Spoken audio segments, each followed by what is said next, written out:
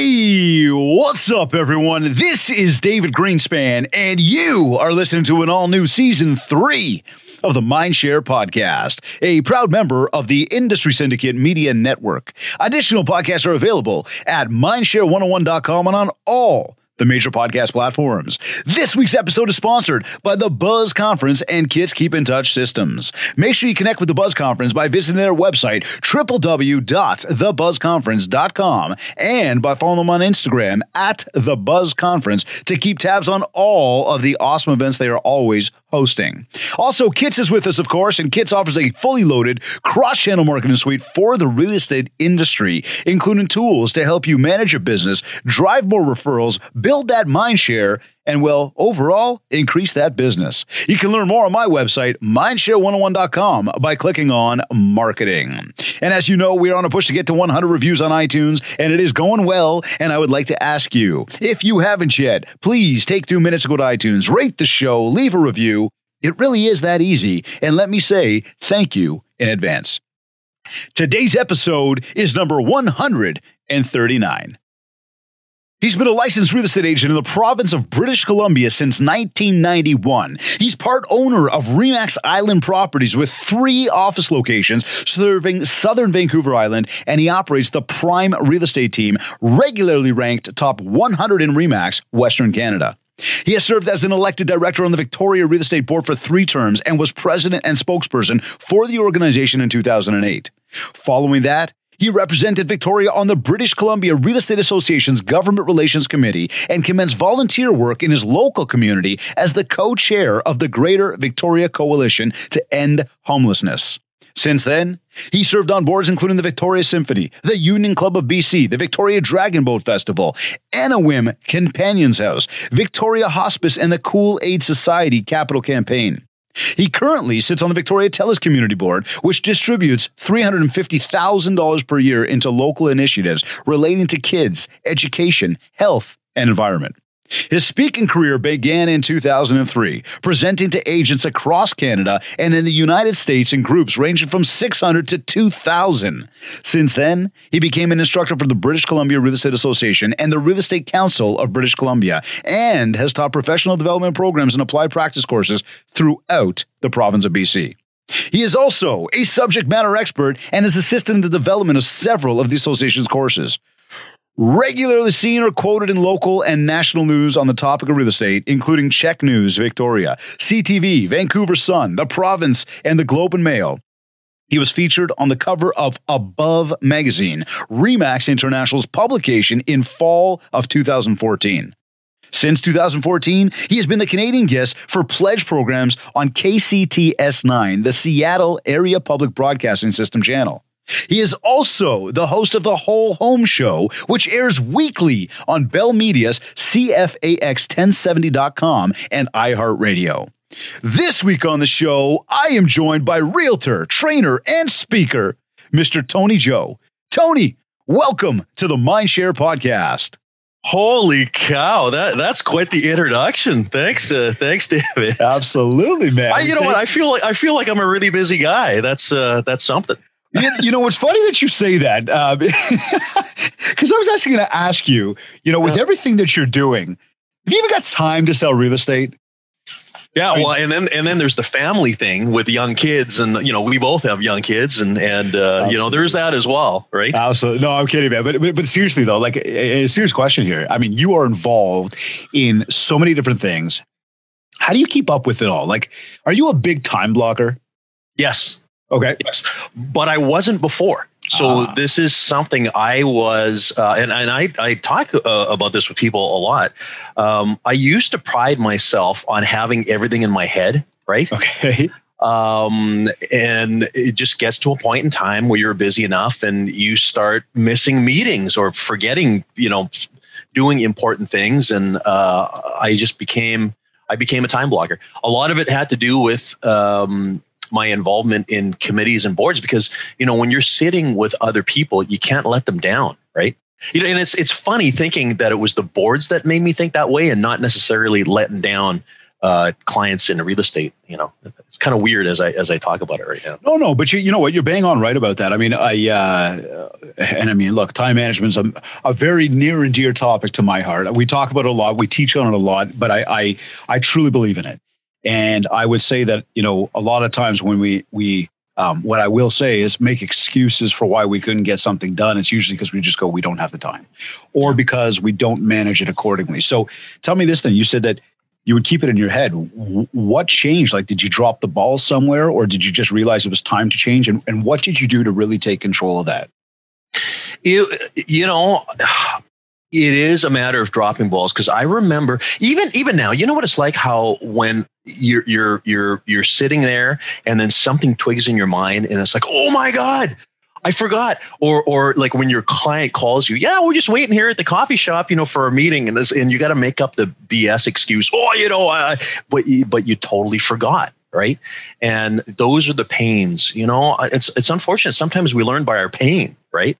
Absolutely. And yeah, that plus building a team, which I started back in 2003. When there's more than one person involved, the scheduling is crucial. Right.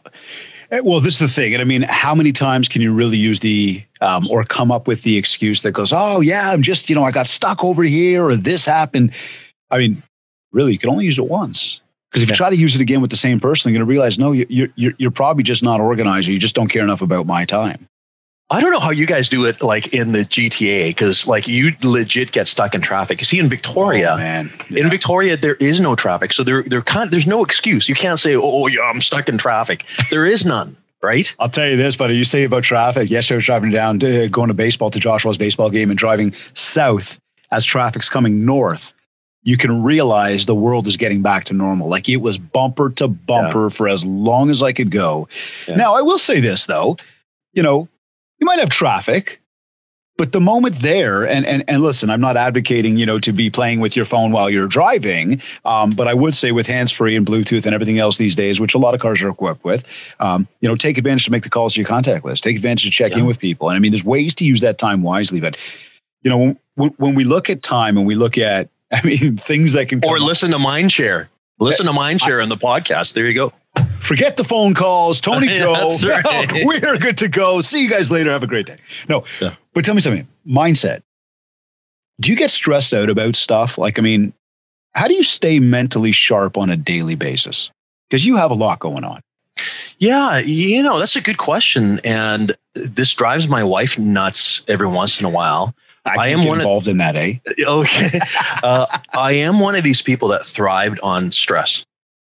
And, some people function well in stress environments.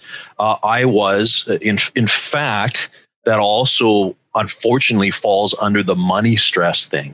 So, maybe at some point in time, we can talk about this. My wife takes care of all the finances in the house. Mm-hmm. She has for the past, I want to say 8 or 9 years. I thrived on, being able to pull things off. Yeah. And I realize now, as I look back, but as much as that was fun, I'm getting older now. I don't think that's a really great way to exist. Like, she cannot exist with that sort of stress, particularly financial ones. So, thankfully she's got the house in order and that's all good. So, to answer your question, I came from a place where, I don't know. I worked, my pre-real estate days were at the Keg. I was a server at the Keg, and I really enjoyed that hustle and bustle and, and all that. So it was part of my being. So it's there. I try not to exist too much in that nowadays. That's a good thing. There certainly is a lot that is around us to be able to stress us out. I would include these things being right there at the top of a lot of that stuff. Coming across things that maybe we weren't prepared to come across yet, or seeing things or competitors or ideas or things happening. And a big topic these days is around what we have coined as FOMO. But we're going to take that fear, that first part of it, and that fear of missing out, fear. And fear is a big driver as to why we do things or why we don't do things. Mm-hmm. And to that, it's much the same when we talk about stress and we talk about, what needs to get done. this stuff can really overwhelm us. And a lot of folks go through that. And this is where I'll always come back to the thing around time management. Now, as we talk to that then, and I mean, how much there is to do in time management and mindset, you have so much going on outside of real estate. And I mean, this is a business that can keep you going day and night, right? Systems, processes. But why are you so involved with so much? I mean, Tony, I was blown away. I was looking at that going, like, talk about time. Where do you get the time? Yeah. But the question now is, outside of your direct line of business, right? Why are you so involved with all this stuff? And do these various involvements in organizations help you, add value to your business? Is that why? What's the whole deal behind that?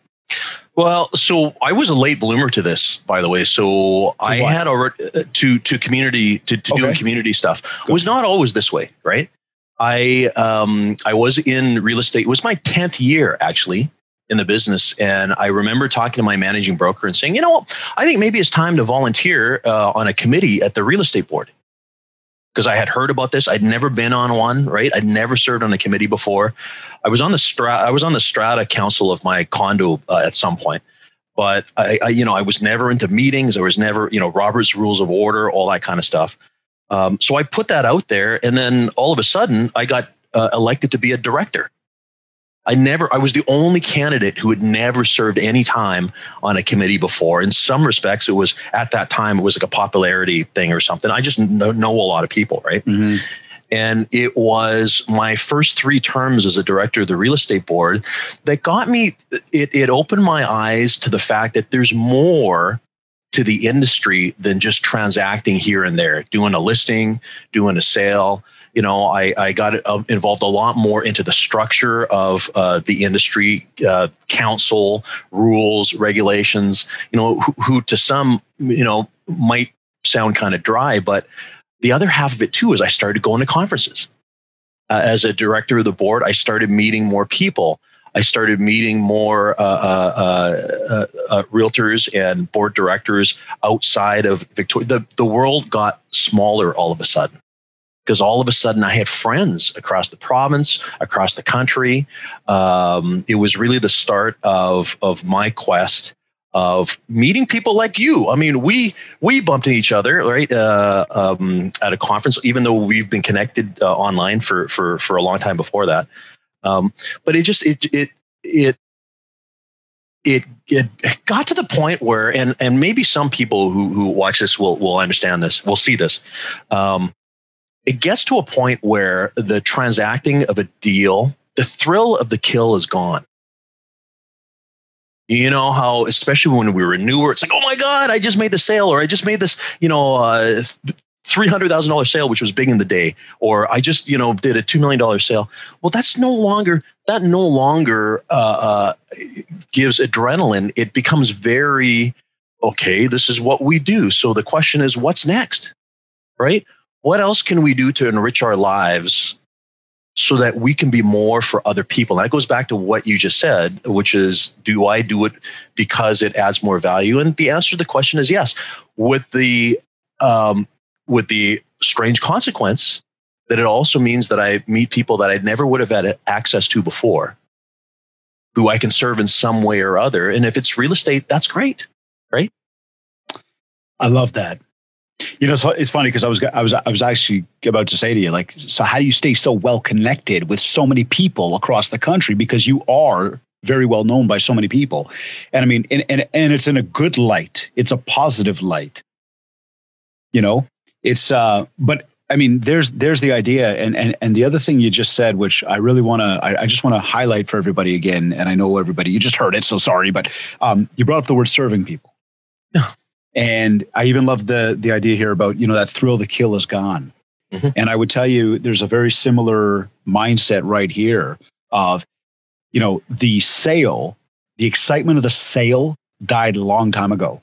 Yeah. It has so much been about, like, how can we make an impact for others? What can we do to help others? That's a cool feeling, because when other people have been helped and they've forget about the words thank you. Right? It's the fact that they just, there's been some sort of impact that's been made. That's a cool feeling. And there's no monetary, I mean, again, depending on how everybody runs their businesses and all that stuff, that's a whole sidebar. But it's not about the monetary. Mm-hmm. It's just about the fact that you helped other people, and all of a sudden, you do enough for others, and the world and the universe seem to deliver back. Yeah, right. It's not about the money. I am a firm believer, though, that we get paid commensurate with the value that we provide to somebody. Absolutely. And if I want to get paid more, I got to be more. Right.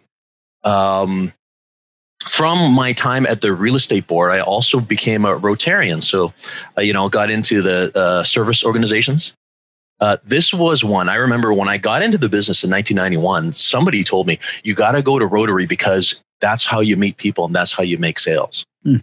And I never did. I joined Rotary in 2004. So I was, 13 years in. And I'm glad I didn't join when I was new, because had I done that, it would have been for the wrong reasons. Ah, I like that. Right. That ties right back to what we just said. Yeah. Well, so I was invited into my Rotary Club by another realtor, and there was 3 other realtors there. So I wasn't there to be the only realtor. I was there actually to serve. And what I did learn is that people in a service organization, they have choices. Like they didn't need to use Alexis or Jennifer. If they liked me, they would use me. There was enough to go around, right? Mm-hmm. So we were very much there for a different reason, and it's kind of moved me along to this position of. I think it's important that people need to know you for who you are instead of what you do. Right? I like that. This is one of the, okay, I just go there for a second then, for anybody who just heard that. And Tony, tell me if you agree, disagree on this point, but when it comes to something like social media, there's too much thought and fear, fear around what will other people think and will they like me, will they not like me? There is a thought around, what should I put out there in terms of content? And, we now say, and we've been saying for some time, but that line between business and personal, it doesn't exist anymore. Mm-hmm. And in order to, really find that individual, most people starting their searches online, we want to get to know you. We want to see who you are. And this is where, again, the lifestyle content, right? Sharing more about you and the outside things, not just the real estate thing, but, where you might be emceeing or what kind of breakfast you might have had with somebody or right down to a pint of beer. Like which one is it? These are things that let people in. Yeah. And people can form opinions, and they always will. But the more you give them, the more that's real and authentic, the more that opinion is actually pretty bang on to what you are. Yeah. So a question for you here then, and I'll go back to social in a minute, but what's your biggest challenge? Geez, that's a good question. My biggest, where my brain is going right now is what's my biggest challenge at this moment? And my biggest challenge at this moment is some HR stuff that we deal with in our brokerage, right? Because I am a broker owner right now. But I mean, those are things we have to resign ourselves to the fact that they exist all the time, right? And the best thing about our industry and about knowing people is there's tons of people that we can lean on as far as getting advice and direction and stuff like that. So that's kind of where my mind goes to right now. If you asked me that question a couple of months ago, I would say, believe it or not, because we started off with this conversation, it was controlling the schedule. And it's only because it's very easy for us in this business to get overwhelmed, with a lot of stuff going on. But when you're at this for long enough, that these things aren't permanent, right? You go through a period of craziness, and what doesn't drive you nuts is knowing that it's okay, because things will be different in a week or 3 weeks or a month, right? So then, looking at that and saying, around control, what is Tony Joe's DMO? Like, getting up in the morning, are you a guy who's going to dive into social media, dive into your emails, or are you more about trying to collect you before you dive in? Do you go straight to the office? And Tony, where I'm going with the question is naturally just to sort of learn a little bit about how you operate, but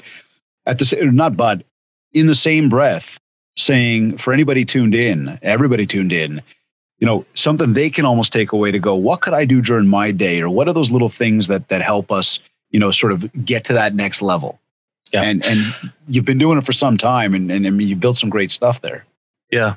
This leads me to the schedule. So before I go to bed, I open up my CRM and I look at what the day is going to be like tomorrow. So I know I have a snapshot of what the day is going to look like. And then in the morning, the first thing I do, of course, is do a review of that schedule, make sure everything's good, do any changes if need be. Yesterday is a great example. So I had 3 meetings stacked, 10 o'clock, 11 o'clock, and 12 o'clock. And one of the best things about the pandemic is this whole notion of us being able to Zoom and have a conversation together online. And what I love is when you have those 1 hour time blocks, and when the meetings end, as they did yesterday at 10:30, 11:40, you got free 20 minutes or 30 minutes. And I love those little snippets, because for me yesterday, it enabled me to go downstairs and hang out with the kids for a bit. Right. I am really enjoying that and I hope that we can maintain some of the things that we're doing right now under pandemic times, because it's just so much more efficient. Right. Well, you mentioned it. I mean, when we talk about traffic here in Toronto, especially, I can tell you that the house is in Richmond Hill.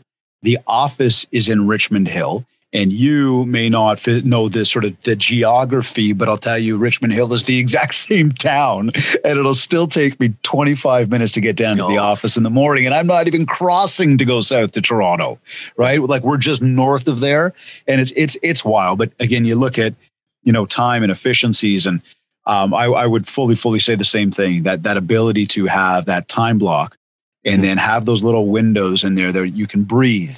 You can go get a glass of water. You can go see your family. You can do little things that you got to do to check in.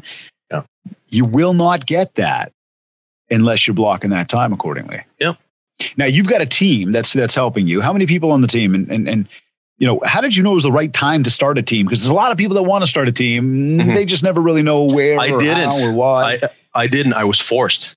Forced. Okay. Yeah. So I was in a coaching I was a coaching client back then. That was 2002. And my coach at the time said, you got to get yourself an assistant. Mm-hmm. And I'm like, I don't want an assistant, because even though I'm on the colors, personality profile, I'm high orange. So I'm very, I'm just out there. Right? Enough said. Yeah. But I still was good at processing paperwork and making sure things were in on time. So I didn't think I needed it, but she forced me to get an assistant. That was the first step. The best thing I've ever done, because I've never been without one ever since. Number one, because that person is the backbone of everything that I do. Mm-hmm. Right. Number two is because you get the right person in the role, which I do right now. You have someone who, you're letting them do what they love doing, which is stuff that I don't love. I do not love doing. Right. So there was that. And then the next step that my coach had me do, and this is the importance of coaching as well, too. And this is what you do, right? This is telling people things that they don't know themselves, right? Mm-hmm. Or they do know, but it's so subconscious and locked back there. And there's so many barriers to bring it to the front. Yeah. They need some help doing that. Yeah. Because a lot of this stuff we all do know, right? There's a lot of logic there. I wouldn't have done it. Right? I would not have done it. So there was that. And then there was the buyer agent, which was brand new at the time. We're talking I think it was 2004. Mm-hmm. In Victoria, they didn't exist. My broker owner had no idea how to create a desk fee arrangement for a broker owner, because he'd never heard of one before. So he had to ask, fellow broker owners in Alberta. So, all these little steps, every once in a while, and I know you know what this is like, when you put yourself in a position that is a little scary. Oh, yeah. And it's a bit of a risk. Those are the times where you're making a step to the next, to the next thing, to the point where every once in a while, you kind of feel like you need that thing, right? And that's what happened with my wife and I last year with this whole notion of buying the brokerage and going to what's the next thing that's going to scare the hell out of you? Right. It's funny you bring this up because I'll tell you, like for me, I it's no secret, and I love my motorcycle. Yep. And lo and behold, I just literally this afternoon or this morning passed on the trip that we're leaving next week. We're supposed to head out for 2 weeks on the road, and I passed because I can't do it from a time perspective. And that's part of understanding your commitments and your time strategy and everything else, right? But when you talk about fear, which is again one of these underlying topics today, that's what the motorcycle does for me. And it's funny because in Tofino, when you said that thing that pushes you, I can remember one of the turns that I was taking on the road to Tofino, and it was like there was a moment there where that heart pops out, and you're like, oh my God. But then you get past it. And I'm using a little bit of a reference here. You get past it and you realize like, wow, that was exhilarating. And now as we tie that back to business, it's a very, very similar thing, right? Where when it does get you to that point where it scares the shit out of you, you are in a moment right there where, hey, that might just be the moment to actually take the leap. Yeah. Because there's some wonderful things that happen after that, right? I think it's so important. And I can think of people off the top of my head right now here locally in town, good friends of mine who have been selling real estate for years, and they kind of exist. And I feel like they don't have joy. And it's like a job. And it's like, I need the next transaction to whatever, pay my bill or, send the kids to school or whatever. I don't want to be there. That's probably the furthest point that I want to be. Like I just feel that there's so much more. I've always had this belief that we are uniquely positioned as a profession because we know a lot of people. We have contacts and connections. We are the people who don't work. We're not stuck in an office, so we're not 9 to 5. You can't ask a general practitioner or a doctor. They're stuck in their clinic, right? Or a lawyer or whatever. Like we are the people who are out there. We're in the community. We are the ones who go to our kids' soccer games. We're the ones, the real estate community is perfectly positioned to be more for the community in so many ways. And I don't think that we take advantage of that. We had that Billy Akofo was on the show a few weeks back, and we were very, very ingrained in that conversation there about, how our industry is so poised to be able to take advantage of lending that help and that hand to others and that serving other people, like we talked about there. Yeah. So, and now you just said, you've got some friends there that they exist. And maybe the way they go about things or the way they operate on a daily basis, maybe it brings them joy, maybe it doesn't bring them joy, but where you say, hard for me to know. Yeah. And again, whatever.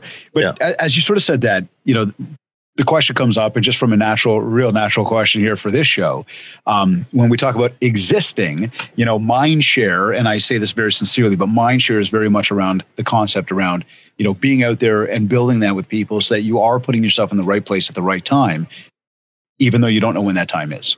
Yes. And so it's about what you do on a daily basis. And, we've already said that you're well connected across the real estate landscape. You attend conferences and you get involved in associations.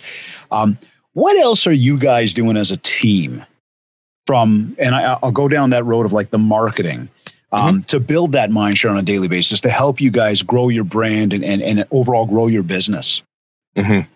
Well, so, social is obviously very important. We have a heavy focus on Facebook. Admittedly, it has to do with the fact that, our age demographic leads ourselves to that. We've got a nice, sizable local Facebook following.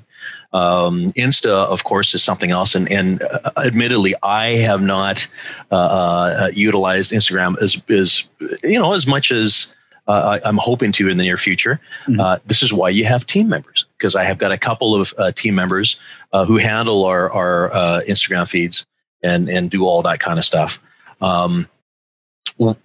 It's interesting because it leads us back to the community piece, right? So, for example, I've been thinking about client events. So, of course, it's been tough during pandemic to have client events, right? I have been talking for years about doing, we all know about these document shredding things. You hire the truck, you get your clientele to show up, donate and all that stuff. But these are hard things to put together, especially if you're busy, right? And it's interesting because the Victoria Chinatown Lioness Club who I'm really involved with, but I can't join because I'm not an S. Right, I'm a guy. That's the one club that I can't join. I'm like their honorary guy. So they reached out to me a couple months ago and they said, we're doing this shredding event and we're wondering if you would co-sponsor this. Was that the other night? No, this was a month ago or so. Okay.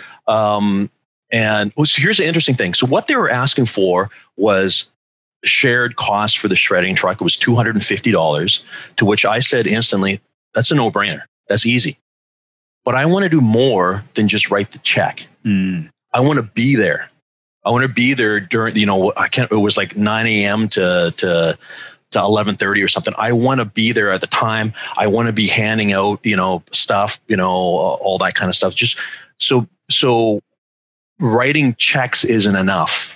Like, I feel that we need to physically be there to support the community. So going back to your question about what our team does, it's more, what can we do to physically support community efforts, right? And we all have our fundraising things. You mentioned my first MC gig in 15 months, man, was on Saturday night in front of a small group of, I think it was 77 people. And that was for the Victoria Dragonboat Festival Society. So just being in front, and better than anyone else. Like, the MC gig is one that organizations always have a hard time finding a person to do.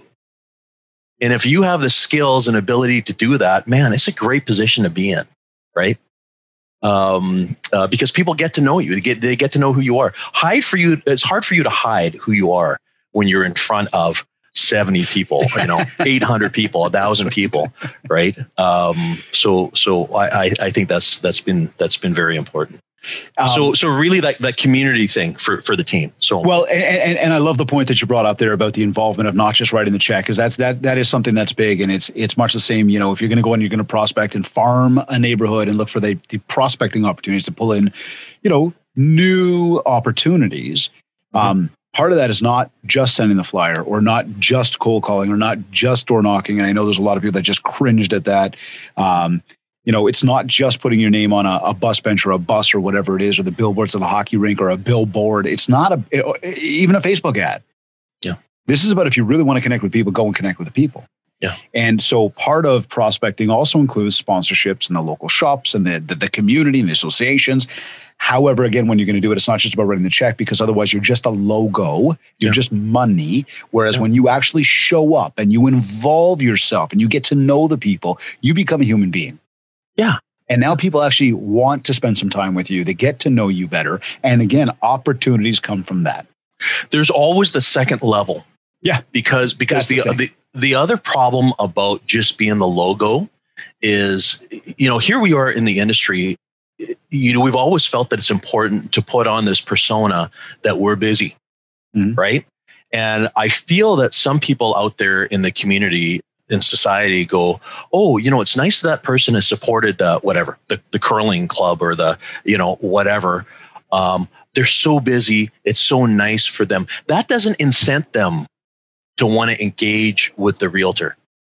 What does is when they get to know you on a personal level, right? There it is. I mentioned to you a few moments ago about Rotary, and I became a Rotarian in 2004. I don't know why, but I decided that going to lunch meetings on Mondays wasn't enough. Because I would, you're there having lunch and then it's over. You don't get a chance to know people. It's the stuff that happens afterwards. It was flipping hot dogs every month at the grocery store fundraising, where I'd be hanging out with people 4 hours on a Saturday, and they want to get to know you, right? They want to get to know you for who you are. Right? So is most of your business then coming from the people you know or the people you don't know? I mean, do you generate a lot of referral business? Yeah. You do? And so what's the trick to that too, as you say that? Okay, so here's my numbers. So we are 32 or 33% centers of influence. So that would be community referrals, business networking groups, those introductions from the community. It's 33%. We're 31% past customers. past customers and referrals. We're 22% realtor referrals. So, this whole notion. So you're looking at 85% of your business, if I did that right quickly, it's people you know. Somehow, that circle of people you know. Yeah, either know or introduced to. Yes. That's referral. Yeah. That's where I would consider referral when we say that. I mean, it's you know this person, they introduce you to that person comes in. To me, that's through people you know. Because that's, I hate to use the word easy business. The idea there being you don't need to necessarily maybe sell as hard as you do, just need to serve. Yep. Because at that point, somebody else has sold for you. Yeah. So to that, that's what I always say. This is the nice thing about an introduction or a referral is they are pre-tenderized leads. Oh yeah, absolutely. Right. Pre-tenderizing. So what's your trick to getting those then? Does it just go back to the involvement we talked about? And this is the thing, when we talk about the COI, the circles of influence, right? The thing that people need to understand is it's time. It takes time. It takes time to nurture those relationships. That's not the, door knocking, open houses. That's not the now business, right? Mm-hmm. It's things that require relationships, development of relationships over time. And some people aren't willing to make that commitment. For me, I feel that that's a priority, right? I've got a business group meeting on Wednesday mornings, 8:30 to 10. I have a seniors business group every second Thursday from 8:30 to 9:30. I've got a realtor group on Fridays from 8:30 to 10. I have a number of non-negotiables. So this goes back to our scheduling and our time blocking, right? DMO, yep. Right? I do not block things, I don't take appointments around these very important time blocks because they're important, right? And the same is true of kid stuff, right? It's in my schedule yesterday, taking my kid to a golf lesson yesterday at 3:15. I'm not taking an appointment at that time. Right? Now, what time's hold on, let's go there for a sec. Just good learning moment. What time's the actual golf lesson start? 3:15. So it's in my schedule at 3. So my schedule says 3. I'm glad you brought this up. Yeah. It's 3 to 4. Thank you. But the actual appointment was 3:15 to 3:45. Right.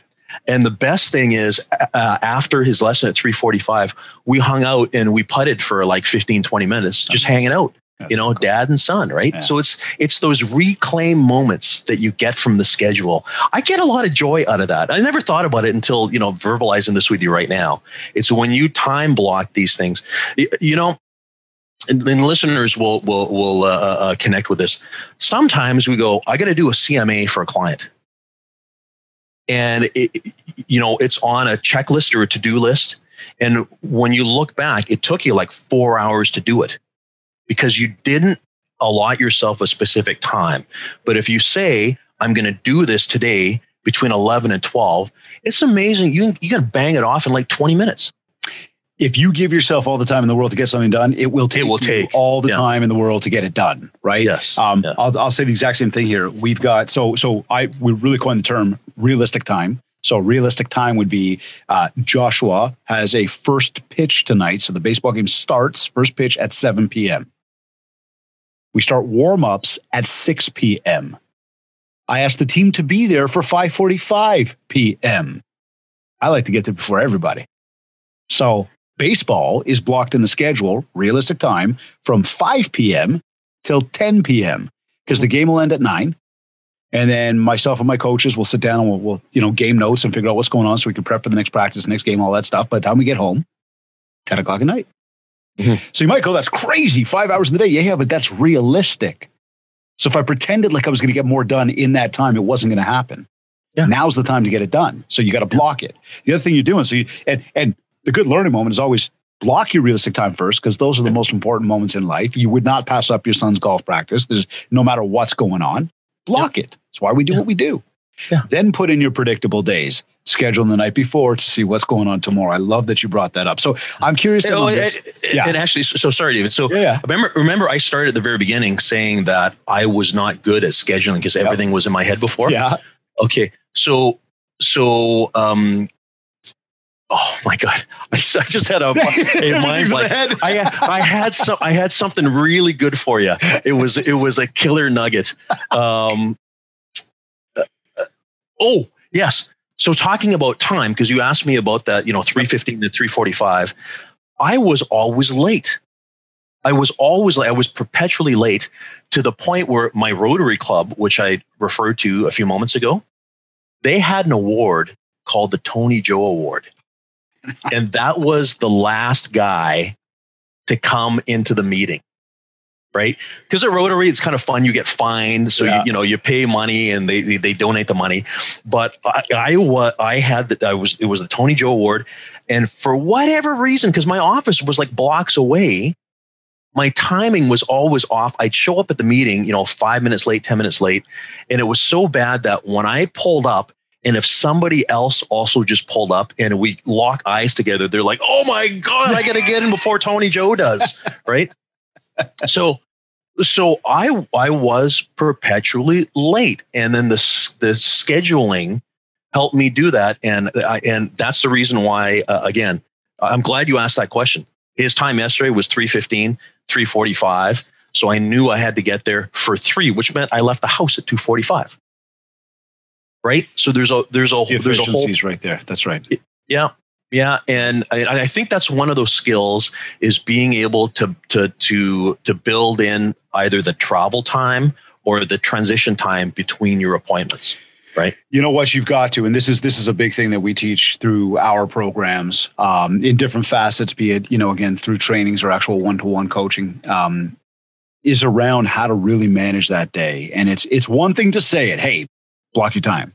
It's another thing to know, what are those little things I need to do and what habit do I need to develop?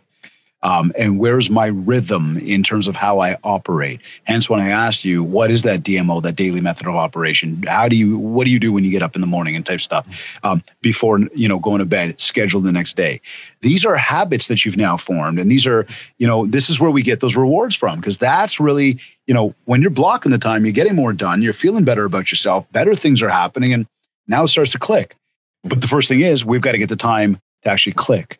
So even better than that, we exist in our household this way too. Mm-hmm. So in our CRM, my entire team shares the schedule. Mm-hmm. So we already have an arrangement in place where if one of my team members can't, for instance, do a showing for a client, they look at all of our schedules. And if Tony's available between 11 and 12, we will pass each other off. Right. We need to make sure that our schedules are very close to 100% correct. I can't just say, oh, I forgot to put in that I'm having coffee with David at 11. Right. It has to be very close to correct. But we enable ourselves to, and this is for the service of our clients. If I can't be there, we'll see if Megan can be there on her schedule tomorrow at 11. And that gets done. You can ask Leanna, who's an integral part of our team here. Yep. I put in when I have to cut the lawn. Okay. No, right? Awesome. Like let's call it what it is, especially when you're using that weed trimmer and the line keeps falling off. It's supposed to be a 15-minute job, turns into an hour. I love it. You got to prep for these things. But it's because it never gets done. If you don't, right? This is the thing. Now, on the flip side to that too, though, when it gets done, and this is the big picture around habits, right? Why do we have good habits? Why do we have bad habits? Why? Because there's a reward at the end of what we do. Yeah. There's an action we take that produces a reward. Whether it's a good or a bad habit, there's a reward. We feel good about whatever happened, right? Yeah. So much the same in the scheduling, create a habit. When you get it done, even if it's mowing the lawn, making dinner, grocery shopping, whatever, check it off. Because when you check it off and you look back and you go, look what I did today, there's a little bit of confidence that comes from you, right? And start to build on that with all these little things. And all of a sudden, you're flying and it starts to take you down. Yeah. So, And so it's not just the team, but it's the household. So this is one of the things it used to drive me nuts when my wife in the morning would say, what's your day like today? Could you take Thomas to whatever? And I'm like, I don't know. I'm in the shower. I got to look at my schedule, whatever. Right. So now we're at the point where my wife and I, since we share the schedule, I can have a look and say, okay, well, I can't make it to skating for Aurora on Saturday. So I'll put that in Sue's daytimer. And we don't even need to talk to each other about, are you available? It's in our daytimer that she's got me in taking Thomas to karate, today or whatever. Mm-hmm. We never have any disputes from a household basis. I think this is one of I love this. I never thought that we could be to the point that we were so streamlined as a household, because there's never an issue. You know how there can be a lot of tension, a lot of stress within a household amongst this. And it's just a matter of sharing the schedule and promising each other that you will keep the schedule current. Right? It's amazing how powerful scheduling and time blocking really is to the overall of what we're trying to accomplish. Now, speaking of that, you've brought up community involvement. You brought up social media and serving others. And I would say, again, we're going to say referrals and that. So when I look at your, sort of maybe top lead gen sources, and we'll include the referral net or the Realtor network in referral. Would we be bang on when we sort of hit the top three there, sort of saying again, between the ones that we mentioned off? That's kind of where most of the biz comes from?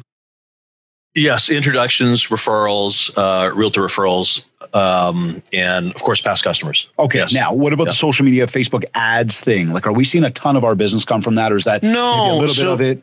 Yeah, so the online portion, because we also do online lead generation. So one of my team members is a ISA, so I have an inside sales agent. Okay, but the numbers aren't high. I mean, the ROI is good, but that's probably giving us, I think, maybe 5%. Okay, but it's not a big number, and I know that others as well. Now, mind you, when I say 5%, I mean that is still, probably about 9 deals a year. Mm-hmm. Okay. Right. Now, so, and I'm not going to do this here today to see how much you're spending, but naturally there's got to be a sort of, I don't want to say an equal spend to the ROI you get, but there's got to be enough of a spend. It can't be a little spend, and it can't be inconsistent. You've got to be spending, and you got to be consistent about it to be able to bring that in. Yeah. Now, if there is a way, oh man, a 4-to-1 or a 5-to-1 is a nice number, right? Okay, cool. I start wondering about things when it's 2-to-1. Okay. It's barely worth the effort, right? Yeah. 3-to-1, there's a bit of an argument there. Okay, but Tony, either way, we're generating leads. But here's the thing: the question becomes this, right? What is the secret sauce to converting leads? Because generating is, you can pay a lot of companies out there, and they'll send you leads. Yeah. You got to convert. Yeah. Now you've got an ISA. Yes. Have you guys figured out the trick here? Is this like speed to lead, or yes? Is the magic in the follow up? Is it all the above? What have you learned? Yes. So I could never do this myself, because as my personality profile is, if that person is not wanting to buy, and they're typically buyer leads, by the way, but if that person is not able or willing to buy right now, I just forget it. I drop them. I forget about it. Right. So it needs a process of that nurturing and incubation. I was very lucky because I found a young fellow who responded to a employment ad. His background, he put himself through school as a collections guy for Canadian Tire credit card. Right? And he is just fine with being on the phone. I said, are you okay with calling people and telling them that they're, behind in payments? He's like, dude, it's just a list. The Canadian Tire gives him a list. This is what you say. This is what you do. Boom, boom, boom. And that's how he operates. He's very good at it. Cool. We are finding that it is an 8, 10, 12-month incubation period. Right. Right. So to have the person who does that to the point where the person is ready to go, then we pass them on to our team member, right? Because that's a benefit to the team member now. They get a lead. They don't want the lead that came in today. They want the one that has been in the funnel for the 8 months or 10 months. Yeah, that's a good line right there, man. That's an important thing you just brought up there. And you need the AFRAS. His name is AFRAS. We need that guy who is doing all the contacts and everything. Now, crappy thing about British Columbia is that for him to do many of the things, he needs to be licensed. So part of that return that I mentioned to you includes me paying for his license, his continuing education, all that kind of stuff. But that's just needs to be done. Yep. Right. So switching gears a little bit there, looking at the market, we are now in the back half of 2021 already. I got no idea, talking about time all day here. I have no idea time is moving so quickly on us. What are you seeing from the market right now, I guess, kind of out in your neck of the woods? And in that same breath, I'd say, what are you and your team prepping, sort of preparing for as we embark on these next sort of 6 months of the year and even moving into a new year? What is kind of that message, and what are some of those thoughts you're seeing? And again, are you guys seeing it a little slower? Is it still pumping and low inventory? Well, give us a little bit of a snapshot if you could, please. Okay, so actually, one of the neat things about my other job, because you mentioned at the very beginning, I have a weekly radio program here on an iHeart radio station. Yeah, I'm also a guest host for the British Columbia Real Estate Association Open House podcast. So we podcast every month. I just interviewed a chief economist for BCREA. Okay. So to have these neat conversations with the guy himself about outlook and everything, I find is very valuable for me, Absolutely. Which translates to value for clients, right? But in short, because of and the story is probably the same in Ontario, the demand combined with the lack of inventory and what's likely going to happen to interest rates, which is they're not likely to be increasing significantly in the next year and a half or so. I think we're in for another year and a half of kind of what we're experiencing right now, right? You mean low rates, low inventory, yes. multiple offers? Are you guys still seeing multiples out there? We are. However, to answer your question about what we've talked about with the team, I am feeling that we're in this kind of transitional period, because I've had a couple of clients already that have reached out to me and said, we know that the market's been busy. We know that selling the house won't be difficult, but we've been scared that we won't be able to find something to move to. But now it seems like the opportunities are there. I think right now the opportunity for us, and maybe for everyone, is that transition period where some of our clientele who have the desire to move, but have just been afraid because of the way the market was 3 months ago or 4 months ago, they may be more ready right now to engage with us and start having conversation. So we got to shake the tree and start talking to some of those people who timing just wasn't right before, who maybe now are moving towards the possibility of doing something. Yeah, and I want to encourage everybody to be shaking the tree every single day. I want everybody to be hunting instead of order taking. Don't wait, go and figure it out. But much the same to that. As we looked at the landscape of the market that's going on right now, we have seen that obviously inventory, I would say that the numbers are climbing. They're not as low as they were a few months back. I think buyers are absolutely exhausted from this whole thing. And coupled that with, good weather, as well as, the reopening of, sort of normalcy, I'll say that quote unquote. We're seeing people who are maybe taking a little bit of time off of the real estate market in terms of just enjoyment. But we're also, I think, in that same light, seeing opportunities now for people to go, maybe I could make an offer on that property and not have to worry that I'm going to be battling 20 other people and going over by $300,000. Yeah. I mean, oh my God, how nice would it be to be able to have conditions? You mean like subject to financing? Yeah, right. But exactly. That's right? the thing, man. So, but I think that's exciting. And look, let's also put the cherry on top of that and say, no matter what, the market is still pumping. I mean, we've seen really bad negative markets. This is nowhere close to that. There's a lot of opportunity out there. I mean, prices are crazy, but for the overall, we're in a good real estate market. Yeah. And it's hard, right? I mean, I am an instructor for our real estate council here. And so I onboard all these guys who are getting their license soon. And, people are excited about being in the business. By the way, an explosive market always translates to an explosion in new licensees. So there's a lot of new guys coming. Yeah, but Tony, it's an easy business, isn't it? Like, just make money. License to earn money. But you know what? The thing is, for us to exist in a market like this, it doesn't get any harder. So really, when things sort of go back to balance, go back to normal, man, life will be so much better. But you mentioned a moment ago, hunter and not order taker. Yep.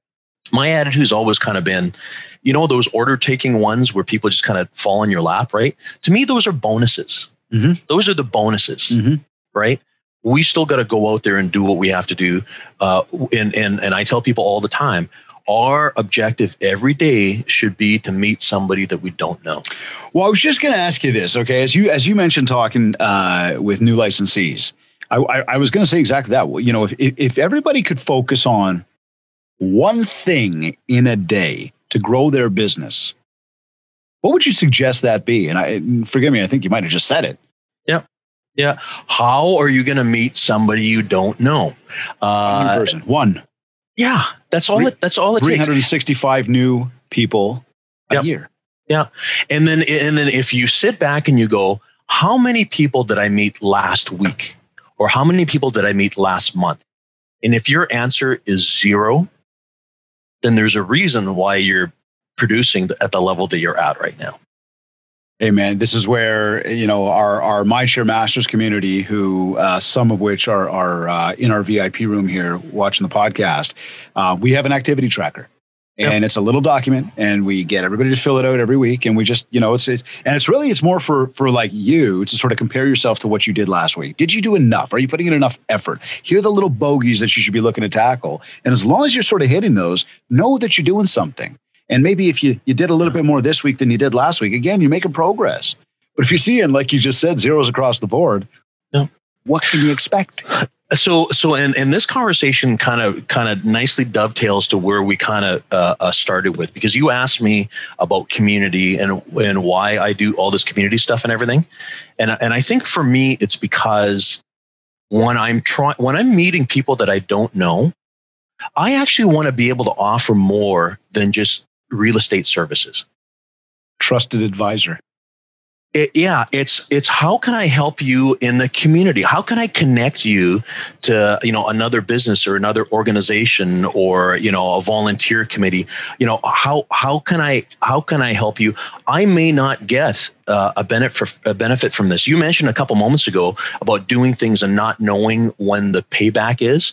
I don't know when any of the payback is, but I think if we operate from the mindset of, well, I'm doing this now because I'm hoping to get a sale tomorrow, that's not the right reason. Right? If you look at one of the posts that went up like real bright and early this morning from me on my page, Mindshare Masters, check out the post that went up today in our community, and then hear Tony's words back. And I'm telling you now, we did not chat this morning before I put. I haven't seen the post. I know, man. I'm telling you, just go check it. You'll understand it. The one that's on the page, you'll understand it. It's about 5 words or something, but you'll go, I get why he brought that up just now. Tony, how do you know it's been a successful day for you? Actually, I love this. My boy, he's 11. He's a hoot. He will say to me very often, he'll say, "Hey, Dad, did you win today?" Yeah. Cool. Right. And I didn't teach him that. That came from somewhere. That's not my kind of lingo. But it makes me think, it's like, oh, wow. Because, you know, there are some days, which is the old saying, there's some days when you get the bear, some days the bear gets you. Yeah. Right. And, you know, every once in a while you have a day that isn't a successful day for whatever reason. You lose a listing, you lose a sale, you lose a customer. I think it's really important to have those days. And we cannot exist thinking that every day is going to be rosy, because you need those down days in order for the good ones to really resonate with you. Right. So I agree with that. So I think when you're asking how do we know a successful day, I think the first thing is just to realize that it's okay to have a crap day. I like that answer. I do like that answer. That's one of my favorite questions on the show. I like to find that one out, but it's interesting once again, you know, and this is very consistent with successful people. When I ask about what brings success, I have not yet from successful people heard the 5-letter word called money, which is interesting. And I like that. And I think that's again, something for everybody to really, really, you know, take that one in. Yeah. Tony, as we tail off here, man, you know, give us some parting words here, something that, you know, if you could sort of, you know, deliver a message to everybody right now. And listen, you share some wonderful stuff today.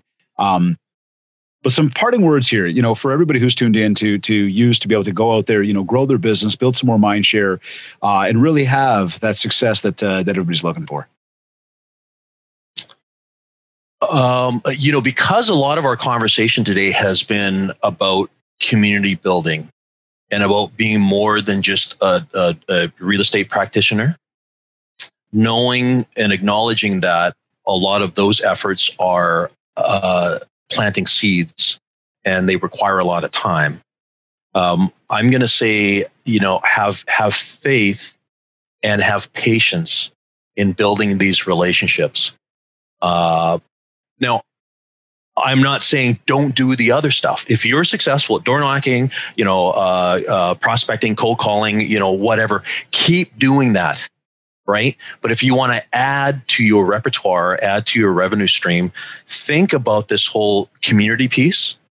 Because the nice thing about becoming a person in your community is it is one thing where when you get there, you could never be dethroned.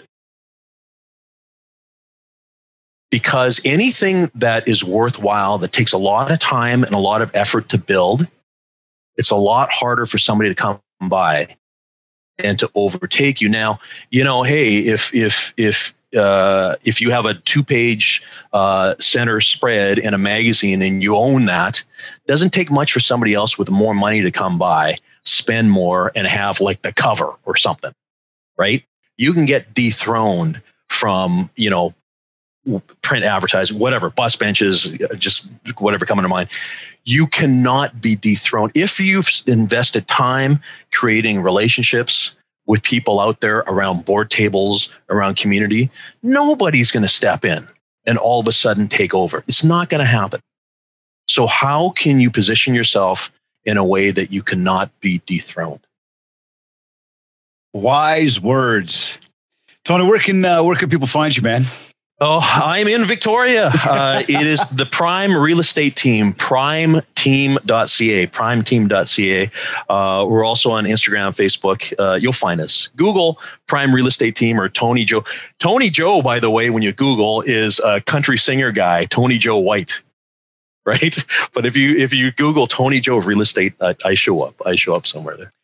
Or you could just Google the legendary Tony Joe. There we go. But my friend, thank you for all your insights today. Amazing, amazing conversation.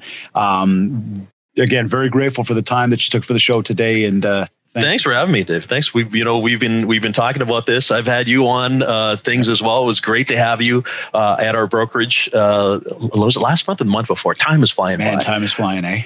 Yeah. But we'll this is a great community. I love the real estate community in general, but bumping into people like you has been great. Likewise, my friend, and I look forward to doing it again very shortly.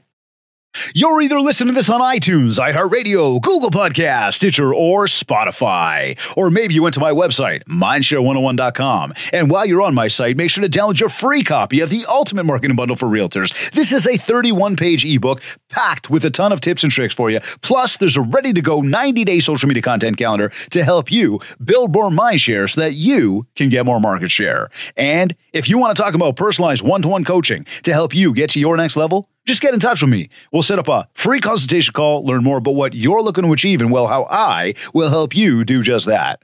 Also, don't forget that our push to 100 is on, so be sure to please go to iTunes, subscribe to the show, rate us with a big 5 stars, and leave a beautiful review. Again, we would thank you in advance. And if you haven't yet, connect with me on Facebook at Mindshare101 and on Instagram at DavidGreenspan101. I want to once again thank Virginia Munden and the Buzz Conference for sponsoring today's episode. Make sure you connect with the Buzz Conference by visiting their website, www.thebuzzconference.com, and by following them on Instagram at The Buzz Conference to keep tabs on everything they are up to. I also want to thank Kits Keep in Touch Systems for also sponsoring today's episode. If you haven't yet checked us out, just go to my site, mindshare101.com, and click on marketing. This has been another episode of the Mindshare Podcast. Thank you for tuning in.